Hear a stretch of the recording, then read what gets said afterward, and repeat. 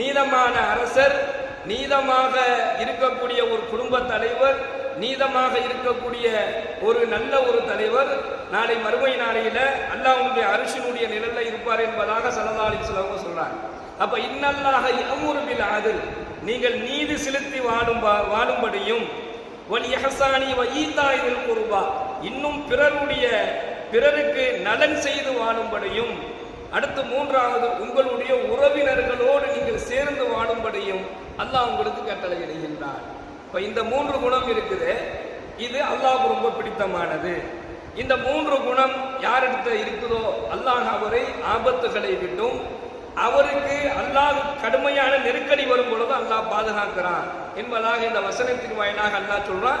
இந்த குணம் உடையவர்களை நான் விரும்புகிறேங்கிறாங்க. இந்த குணம் உடையவர்களை, பிறருக்கு அதாவது நீதி செலுத்தி வாழக்கூடிய அந்த குணம், பிறருக்கு உதவக்கூடியவர், உறவினர்களோடு சேர்ந்து வாழக்கூடியவர், இவரை நான் விரும்புகிறேன். இவருக்கு ஆபத்துகள் வரும் பொழுதும் அல்லாஹ் அவருக்கு பாதுகாக்கிறான். ஹஸரத்னா உமர் ரலியல்லாஹு அன்ஹு அவர்கள் பெருமானார் ஸல்லல்லாஹு அலைஹி வஸல்லம் மறைவுக்கு பின்னால்